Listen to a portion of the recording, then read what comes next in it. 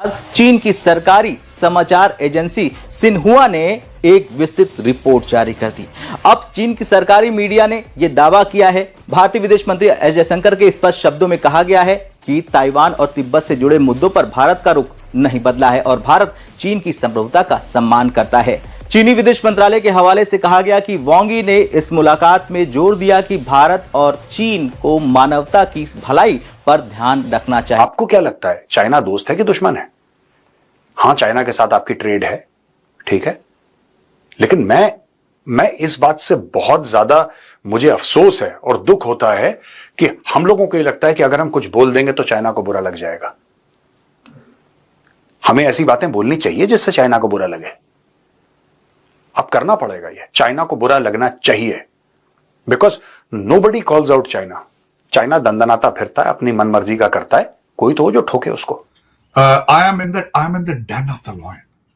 I'm in the den of the lion. I'm in Washington DC. मैंने 3 American से दूर के आसपास होकर मैंने पावर देखी कि क्या माइंडसेट है चीनों का। आप आज भी 100 साल पीछे हैं, क्योंकि आप आज भी डॉलर की प्रस्तिश करते हैं कि जो भारत है वो बिम्स्टेक में जाकर उन्होंने सारे जो आसपास की कंट्रीज हैं उनको इकट्ठा करने की कोशिश करी। मैंने बताया था कि चाइना छोटे छोटे कंट्रीज जो भारत के आसपास है इनको अपने पाले में करना शुरू करेगा। बांग्लादेश को उसने अपने पाले में कर लिया, अब उसने नेपाल को अपने पाले में किया है।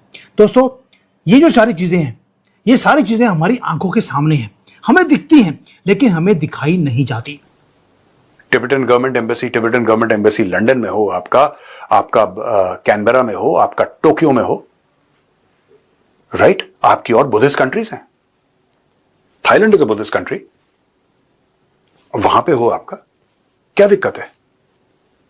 देखिए साहब, ऐसा है ना कि Tibetans are fighting for their freedom और they want to fight for their freedom. What have we done to help the Tibetans? मुझे अभी तक ये समझ में नहीं आया। नमस्ते दोस्तों, डिप्लोमेटिक टेबल पर जो होता है वो हमेशा सच नहीं होता और चाइना का तो पूरा सिस्टम ही झूठ की बुनियाद पर टिका है। हाल ही में फिलीपींस के मनीला में भारत के विदेश मंत्री एस जयशंकर और चाइना के फॉरेन मिनिस्टर वांग यी के बीच एक बेहद अहम मुलाकात हुई। इस मीटिंग के तुरंत बाद चाइनीज स्टेट मीडिया शिन्हुआ ने अपना प्रोपेगेंडा मशीन ऑन कर दिया और पूरी दुनिया में ये फेक नैरेटिव फैलाना शुरू कर दिया कि भारत ने ताइवान और तिब्बत पर चाइना के सामने घुटने टेक दिया है और वन चाइना पॉलिसी को स्वीकार कर लिया है। लेकिन दोस्तों, इस कूटनीतिक झूठ के पीछे की सच्चाई बिल्कुल अलग और आंख खोल देने वाली है। नए भारत की फॉरेन पॉलिसी इतनी आक्रामक है कि साल 2010 के बाद से भारत ने किसी भी ऑफिशियल स्टेटमेंट में वन चाइना पॉलिसी का जिक्र तक नहीं किया है। ये चाइना को हमारा साइलेंट मैसेज है कि अगर तुम लद्दाख और अरुणाचल प्रदेश में हमारी सोवरेनिटी का सम्मान नहीं करोगे तो हम भी तुम्हारी रेड लाइंस की कोई परवाह नहीं करेंगे। चाइनीज मीडिया का ये फेक दावा सिर्फ उनकी डोमेस्टिक जनता को खुश करना और अपनी डिप्लोमेटिक हैसियत को बड़ा दिखाने का एक खोखला प्रयास है।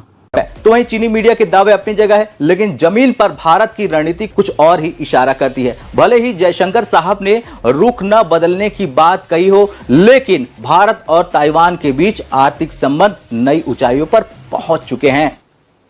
टिबेटन गवर्नमेंट एम्बेसी लंदन में हो, आपका कैनबरा में हो, आपका टोक्यो में हो, राइट? आपकी और बुद्धिस्ट कंट्रीज हैं। Thailand is a Buddhist country, वहां पे हो आपका, क्या दिक्कत है? देखिए साहब, ऐसा है ना कि Tibetans are fighting for their freedom और they want to fight for their freedom. What have we done to help the Tibetans? मुझे अभी तक ये समझ में नहीं आया। What have we done except to give them land in Dharamshala कि you settle down here? How does giving Tibetans land in Dharamshala help the Tibetan cause? ठीक है, you been great hosts. Next, वो तो 59 में आ गए थे, 59 में आ गए थे, 60 साल से ऊपर हो गए, अब क्या? What next? ये जो नेक्स्ट है ये सोचना पड़ेगा हमको। हमें ये सोचना पड़ेगा कि अगर आपको या तो आप ये बोल दें कि you have nothing to do with the Tibet cause, right? You have nothing to do with it, but if you have something to do with it and you say that you have something to do with it, right, then do it. आप Tibetan government in exile Delhi में खुलवाइए, आप उनकी पूरी team को, they can keep on shuttling between Delhi and Dharamshala. There is great connectivity, airport है वहां पे, राइट? वहां तक ट्रेन भी जाती है, थोड़ा पीछे एक जगह वहां पे ट्रेन भी जाती है, वंदे भारत चलती है। So there is excellent connectivity, there is bus, you can come by road, there is no problem. वहां से 5-6 घंटा दूर चंडीगढ़ पड़ता है। इनफैक्ट मैं जब धर्मशाला से गया था तो हमारी जब फ्लाइट कैंसिल हो गई थी because of the weather, I actually took a cab from Dharamshala to Chandigarh and from Chandigarh I took a flight to Delhi. So we travel through Punjab and that is one way to get, I mean connectivity की कोई problem है ही नहीं वहां पे। फिर issue क्या है, मुझे अभी तक ये समझ में नहीं आया कि इशू क्या है भाई। हम लोग क्यों इस चीज को पुश नहीं करते? सरकार भी कहती है कि ये जो पूरा मामला है दलाई लामा का, we have nothing to say. Why don't you have something to say sir? Why don't you have something to say? China can supply 81% of Pakistan's weaponry.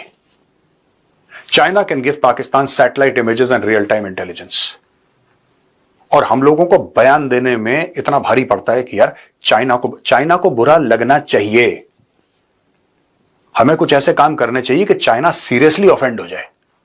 क्या कर लेगा चाइना? सोचिए क्या करेगा चाइना? क्या करेगा? हमला कर देगा। जब आप ये सोच रहे हैं कि चाइना ऑफेंड ना हो जाए, हमला तो तब भी करा था उसने। गलवान के अंदर उसने घुसने की कोशिश करी थी, PP-14 पे उसने घुसने की कोशिश करी थी। फिर क्या हो गया? तो गुड बॉय बन के तो चाइना मानेगा नहीं, तो बैड बॉय बन जाओ।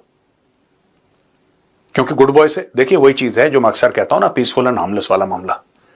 दोस्तों, अगर आपके अंदर नुकसान करने की क्षमता है, अगर आपके अंदर वो क्षमता है कि आप बहुत ज्यादा वायलेंस कर सकें किसी के खिलाफ, और उसके बाद आप ये कहते हैं कि ठीक है साहब मुझ में क्षमता है लेकिन मैं वायलेंस नहीं करूंगा, स्वेच्छा से मैं शांति की राह पकड़ रहा हूं, तब तो आप हो गए पीसफुल। और अगर आप ये कहें कि साहब वायलेंस मेरे बस का ही नहीं है और मैं पीसफुल हूं, नहीं, then you are not peaceful, then you are harmless. Peaceful और हार्मलेस में जमीन आसमान का फर्क होता है दोस्तों। मुझे लगता है कि it's okay to be peaceful, it's not okay to be harmless. और अब भारत को कुछ ना कुछ अर्जेंट करना पड़ेगा। We have lost 60 years. Cross border Himalayan trade ये कोई आज का नहीं है, ये सेंचुरी से चलता आया। लिपू लेक पास ये पहला इंडिया का बॉर्डर पोस्ट था जिसको ओपन किया गया चाइना की तरफ, चाइना के लिए। कब? 1992 में। अब वहां पे जो एक कम्युनिटी है जिसका नाम है रुंग कम्युनिटी, वो ट्रेडर्स हैं। वो हमेशा ही ये पूरा जो ट्रेचरस माउंटेन रेंज है उसको क्रॉस करके चाइना जाते हैं। वहां पर कॉटन है, स्पाइसेस है या गुड़ है, उसको बेचते हैं तिब्बत के अंदर।